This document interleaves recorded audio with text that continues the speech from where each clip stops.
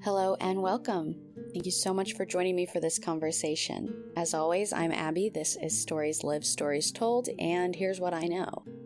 Our communication creates our social worlds, and that is to say that it is in our communicating with one another that we build meaning, that we form relationships, that we decide what is true and what we value and what we want.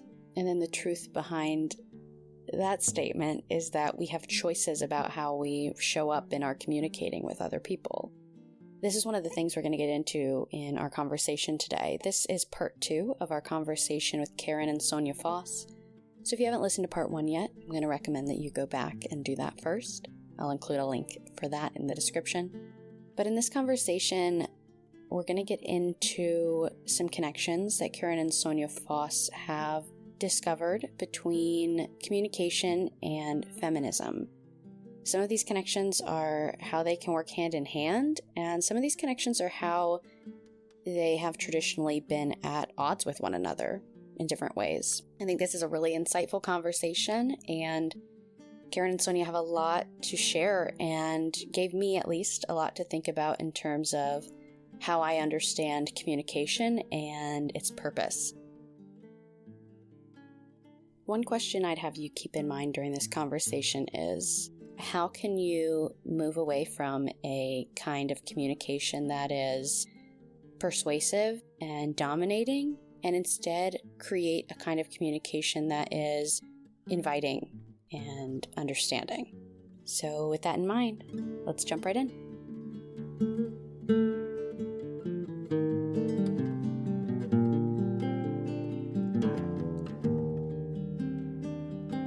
It's great to be able to hear the language that you use and then to see the parallels in my own study, or especially specifically in CMM. Like, you are speaking that theory so clearly of the communication creates the social worlds, and boiling it down, it's about this choice that we have about how we're approaching that communication. What kind of social world do we want? We actually get to choose that.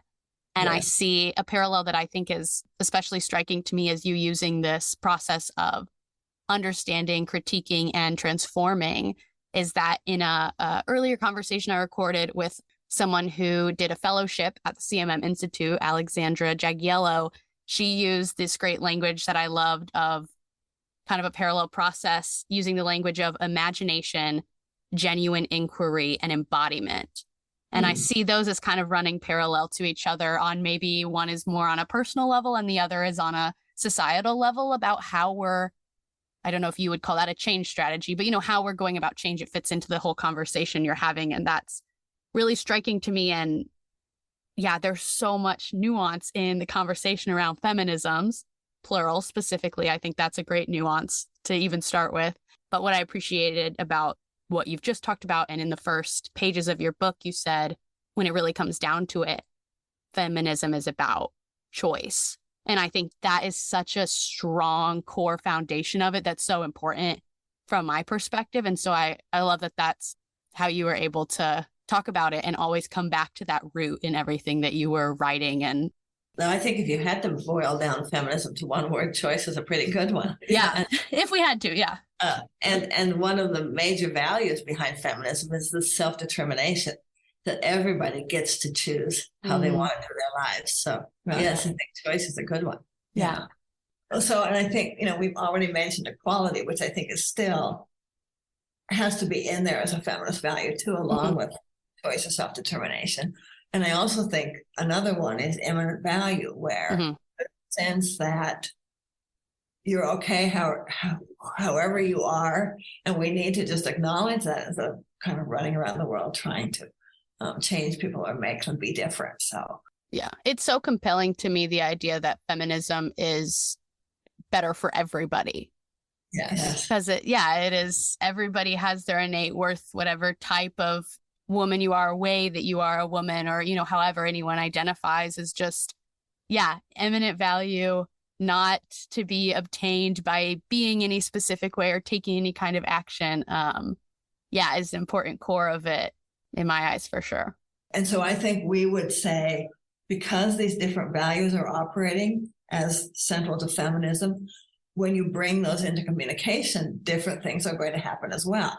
We talked about the importance of when we realized that we couldn't just add the women and stir, it does fundamentally change things. So we'd like to talk about 3 different connections that we see between feminism and communication, or how communication rooted in these feminist values is going to look quite different. So the first one is that what counts as important communication is going to change. And this is probably quite obvious from what we've already said, but instead of valuing only the talk of great white dead men, you're going to value women in whatever forms of expression they have, or people in whatever forms of expression they have. Sonja mentioned Women Speak, where we cataloged women quilting, shopping, gardening, writing letters, planning kids' birthday parties, whatever it is. What was most interesting about that book, or not most interesting, but an interesting fact, was we realized that many of these women had jobs out in the real world, financial planner, one woman cleaned houses, but they would come home and they would do what they loved. So women were still having to make a choice between working and then expressing themselves in the way that mattered most.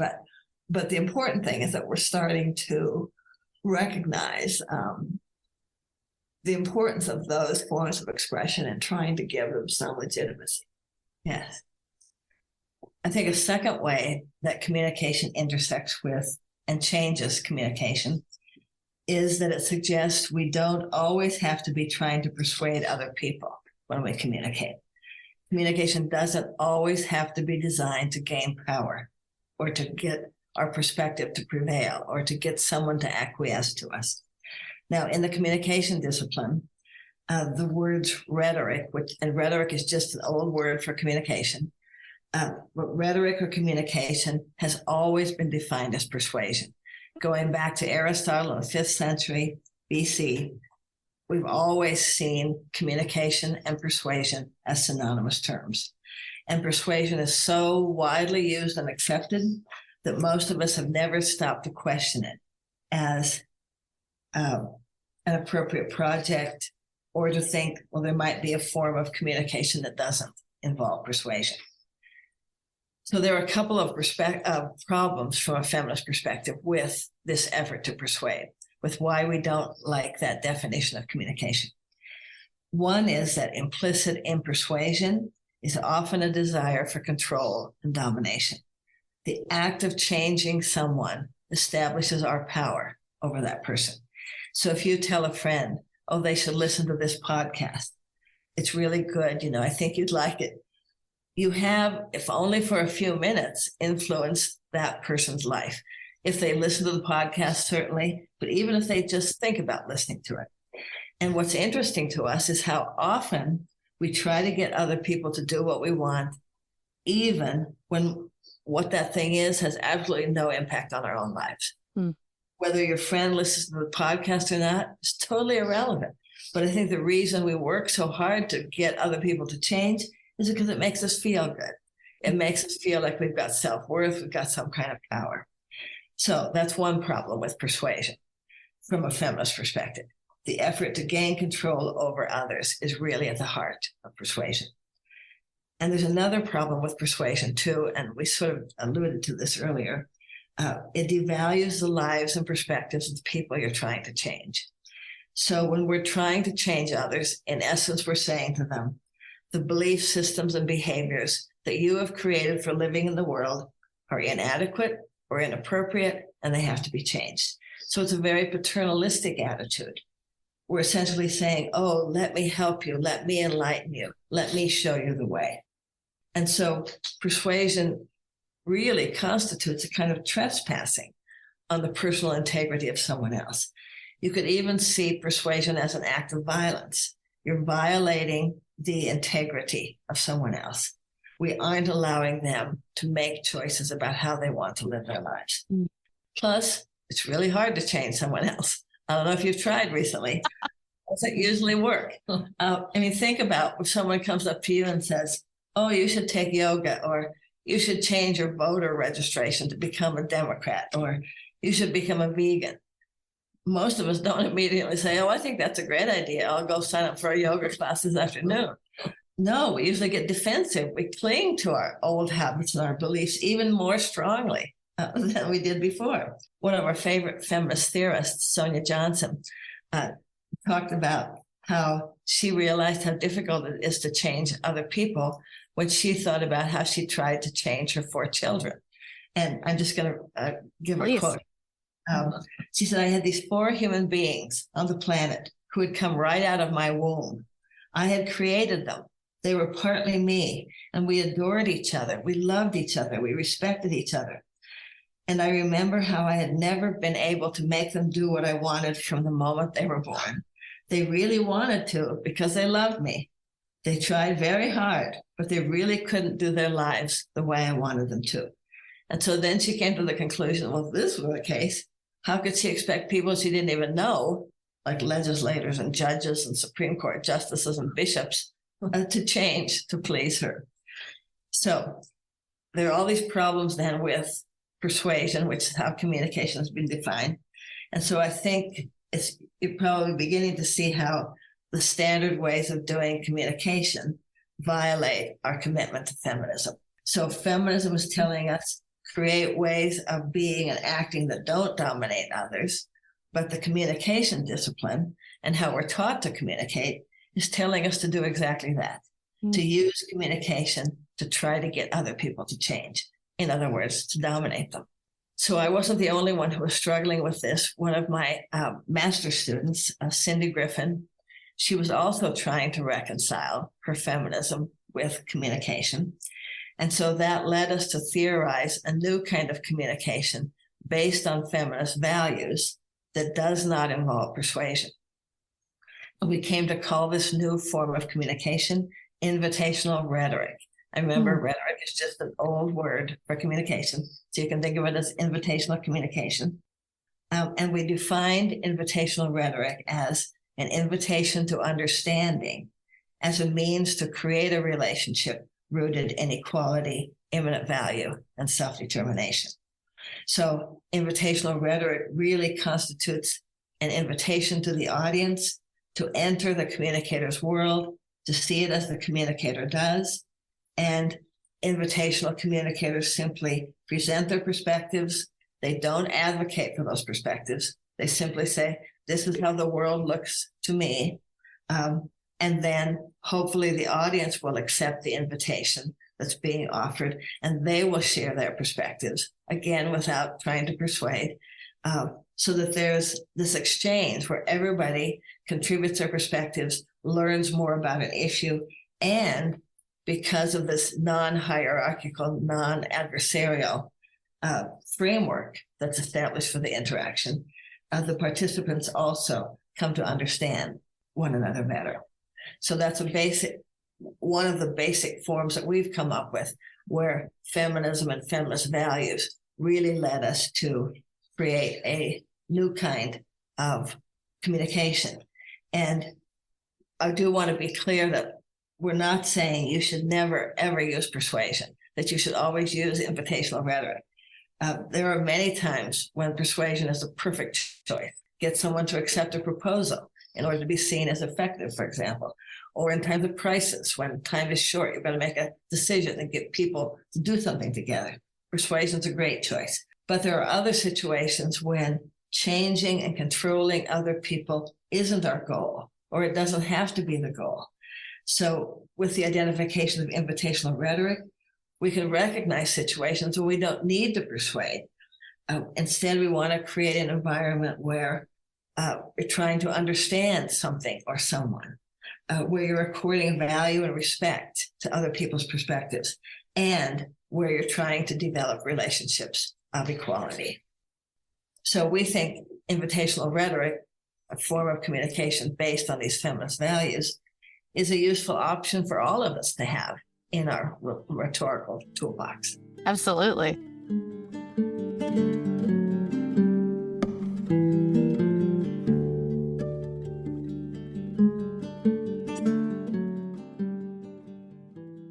So I'm going to finish off with our third connection that we see between feminism and communication.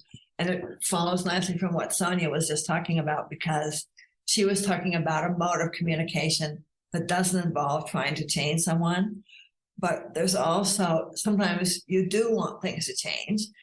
And can we conceptualize an approach that might work that way, that comes from feminist values as well?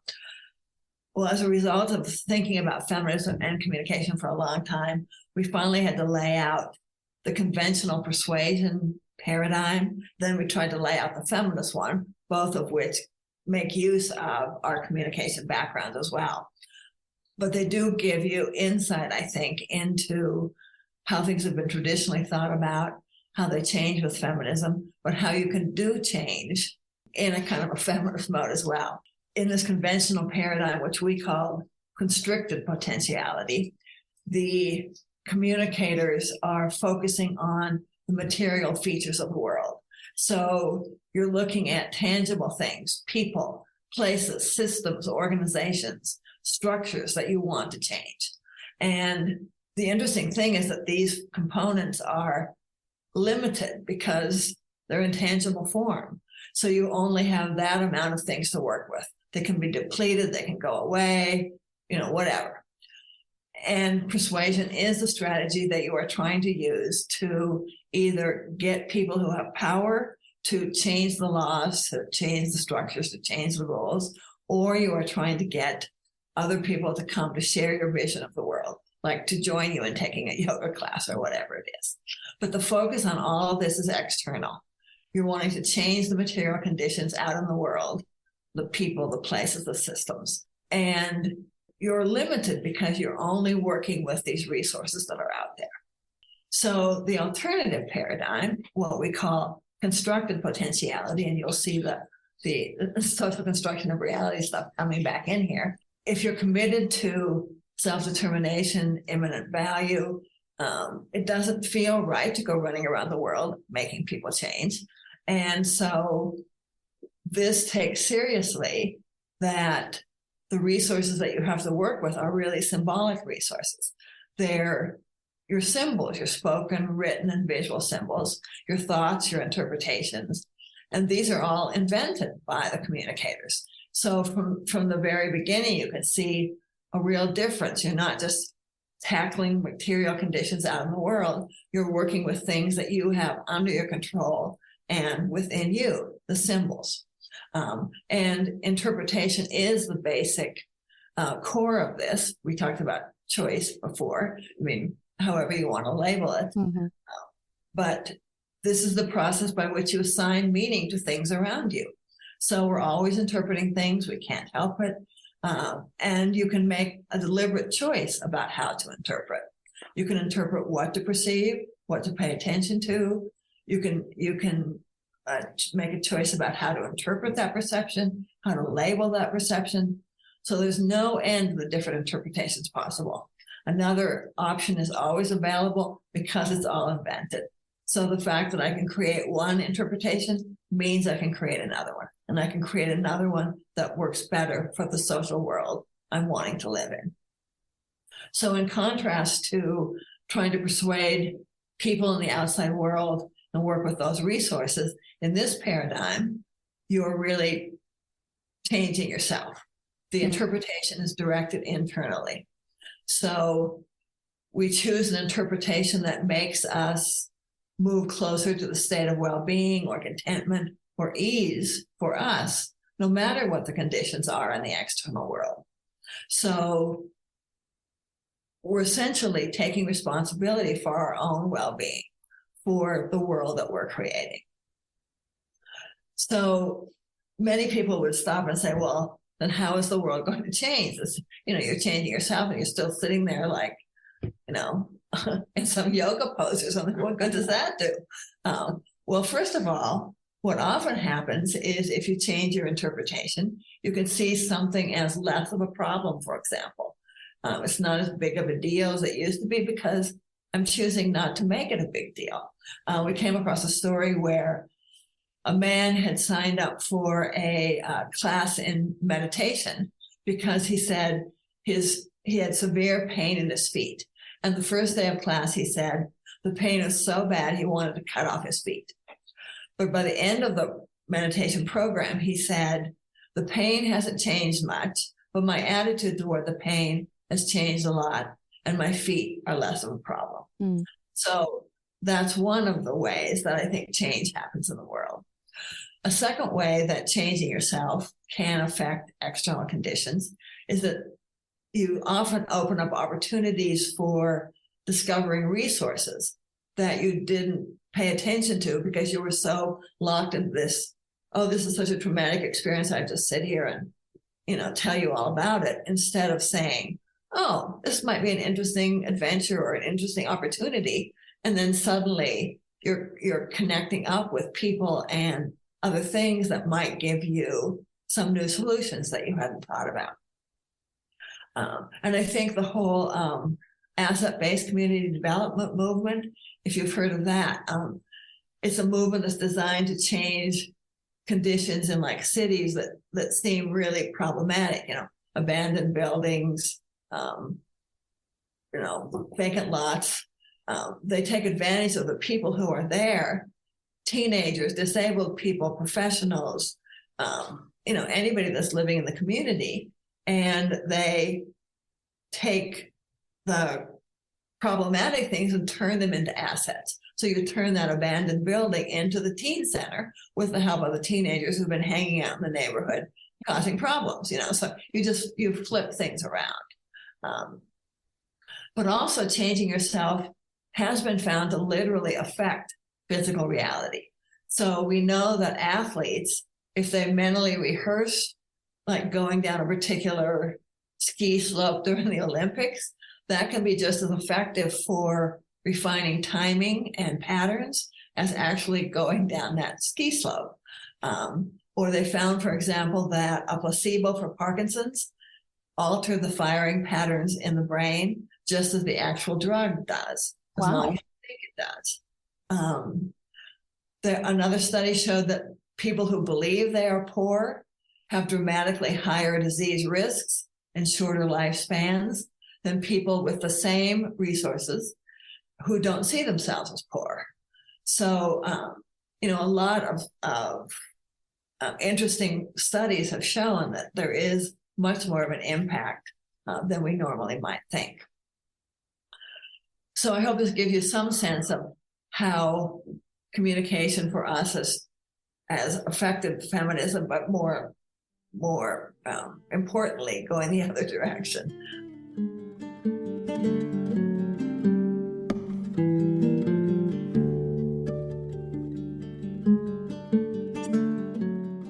A feminist approach to communication, the way I'd conceptualize it based on what you're saying, is that it's communicating to be understood and to understand, and communicating to be heard and to hear others, as opposed to maybe the traditional communicating to persuade, to control, to dominate. That seems like that's in very direct opposition with how we've understood communication, like you're saying, for a long time, which is why it's not as effective to say, okay, let's get women into these existing theories and systems and understandings. Is that, no, we need to get some new understandings. And yeah, I think that's really, really valuable. And then the other thing I was thinking about is when I care about something, I really, really care about it, and I get really excited about it, and I want other people to be as excited about it as I am. And I've really found that you could put a lot of energy into trying to persuade someone to care just as much as you do about something, and all you're going to end up with is less energy than you had before. I've appreciated hearing your experience today of where you've gotten to where you are, but that doesn't give me the experience you've had. I can't fully appreciate it in the same way. And so I think what I've learned, the conclusion I've come to, is that the best way to, I guess, persuade other people is to just care and care and care and care for myself.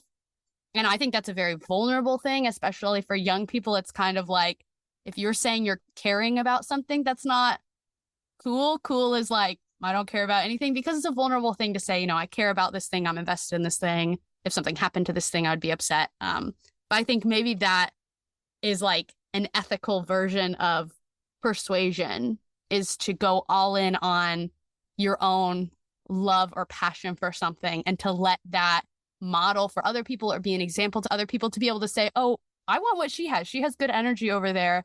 She's got this passion, this energy that's, radiating out of her. That's, not that anyone said that about me, but that would be a huge compliment. But I think that's maybe a goal of finding that kind of ethical way to persuade. But your passion for CMM is a perfect example. Yeah, well, that's very kind. And I think we also should admit that I think everybody, when you get involved in kind of a cause or something you really like, you do go try to change other people because you want them to come around. Yeah. So we often talk about when we were feminists in the beginning, we were feminist bullies. We admit it. You shouldn't change your name when you get married. You should do this. You should, and I think now we cringe. Mm-hmm. but I think that's a common kind of impulse, I think, when you get excited and you want to share your excitement. Yeah. I think it's a good just distinction to make between, because someone could say, your book is all about change strategies. Couldn't you say, like, isn't that just persuasion? But there's a really important distinction there. And there are some strategies in the book that are traditional persuasion. Yeah. Mm-hmm. But I think it's different to approach them in terms of having that layer of seeking to be communicating, to be understood and to hear and to be heard, and instead of just blanket control, dominate kind of change.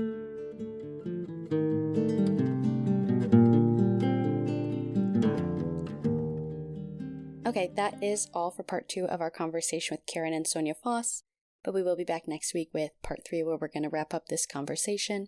It'll just be a short episode. One of the things that I'm going to keep thinking about after this conversation, and I imagine might stick with you as well, is the importance of those 3 facets of feminist value, being equality, immanent value, and self-determination. I wonder if those are concepts that you've ever really thought about before. I haven't really thought about them. Equality, yes, but not the other 2 really, and certainly not all together in relationship with one another. So I think that's something interesting to keep thinking about until we meet again in next week's episode. As always, I get to do this podcast with support from the CMM Institute. It's not an overstatement to say some of the greatest people that I've had the pleasure of working with. And I'm excited to be taking on some more responsibilities and being more involved in the other initiatives. So I'm excited to share more of those with you as well. The music for this podcast is created by Rick Spann, who's also a member of the CMM Institute and is kind enough to share his music with us. So a huge thank you to Rick. And I'd like to end with some next turns. Of course, in our CMM-ish way of looking at the world, we're always looking for what's our next turn, answering the question, where can we go from here? How can we keep building on what we've created and what we've communicated?